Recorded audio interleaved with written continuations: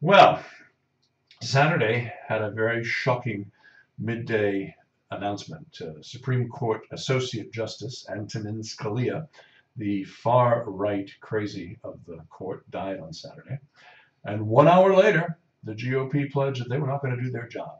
And indeed, we've got assassination conspiracies, we've got all kinds of things going, but the right wing collectively lost their shit. I mean, they absolutely went ballistic over the idea that, Scalia was dead and that Obama had 341 days left to appoint a successor.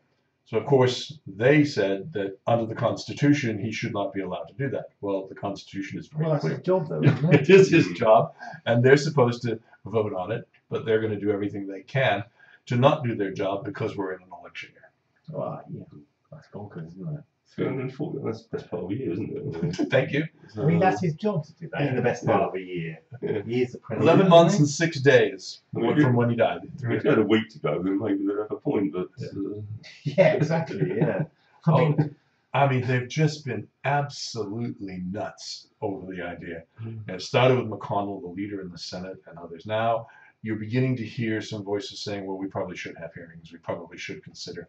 So they're already starting to back off because they realize that politically, this is a death knell for them.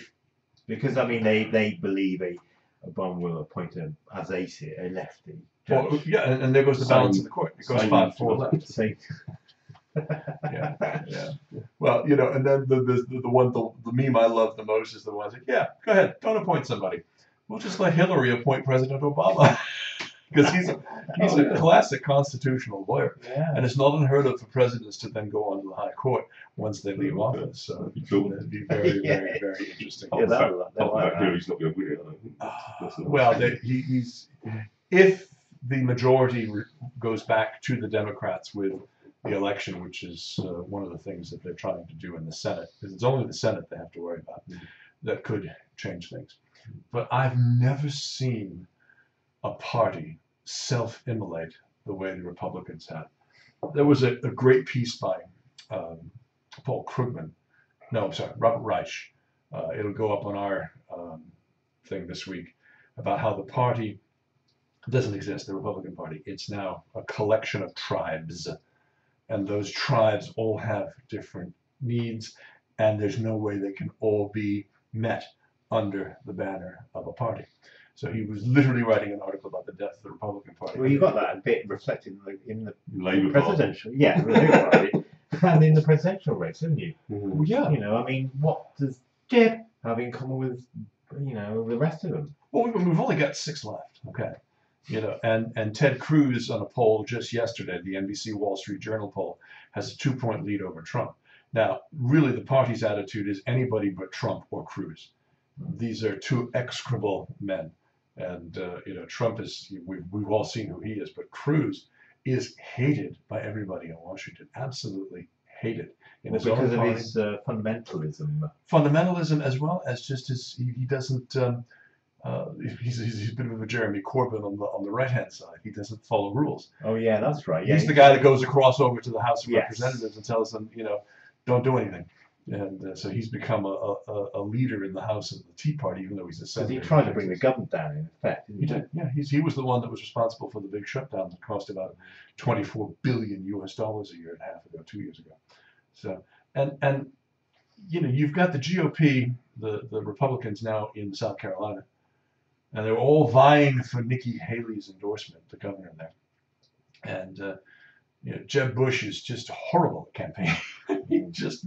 We showed last week or 2 weeks ago him standing in front of a room in New Hampshire, and he got to the end of it and he said, please come out. But I mean, you're absolutely right, Andy. I mean, that is reflected big time in the Labour Party, isn't it? I mean, absolutely. You've got this stuff now with the Mooner who is talking about coming back into the leadership race, and what does he have in common? I.e., nothing really with Corbyn. You've got the very far left and moderate left, and they have nothing in common, really. I mean, the party is split down the middle. Well, I'm interested to know, though, because I don't really know the American situation too well. In the Labour Party, it's essentially become a split between the grassroots membership that are largely supporting Corbyn outside of Wales. And the sort of Blairite faction, you know, the main movers and shakers in the party, other than Corbyn. So that's what's caused the split so much in the parliamentary party, for example. I don't know if the situation's reflected in that sense. In some respects it is, because I mean you have what's known as the traditional establishment Republican Party. Now they've been dragged much further right than they would prefer to be. They were a centrist party. I mean, the Republican Party that I witnessed growing up with senators like Edwin Brooke, you know, these were very moderate, temperate men. This was more the Eisenhower Republican than the Newt Gingrich Republican. Yeah. And so you've really got there was a fissure that had begun a long time ago, because you've essentially got the evangelicals who, you know, have a series of issues that they want to make certain are covered, such as contraception and abortion and you know, prayer in school and things of that sort. And if they're not covered, they drop out of the conversation. Control. And well, they're all for no gun control. Oh yeah. You know, and then you have the redneck faction, which will vote against its interests no matter what. These are the people that Trump's reaching out to, yet they can't begin to understand that Trump is no different than any other establishment Republican, because he's a billionaire. Mm. And he's going to find ways to do things that protect the 1%, which is what they all do. It's interesting that, isn't it? Because you seem to be seeing politics fragment into these supposedly ideological purities. You know, you've got these tribes in republicanism and tribes in effect in the Labour Party. You have it here as well in terms of the Conservatives. You know, this nonsense over Europe and, you know, bringing powers back to the sovereignty of Parliament, you know, which Boris Johnson and, you know, go absolute myth, you know, but they believe in, but they think it's a very, very important thing. So you have this reflection of what's happening in America here, actually, and, you know, this fragmentation, splitting down into these groups and these tribes. Well, the polarization has gotten worse between left and right, but also between left and right inside of different parties. And you may not call it left, you may call it center and left and center and right. But and to some extent, I blame social media, because it allows us to have instantaneous outrage and really gin up a crisis where none would have existed 2, 3, 5 years ago.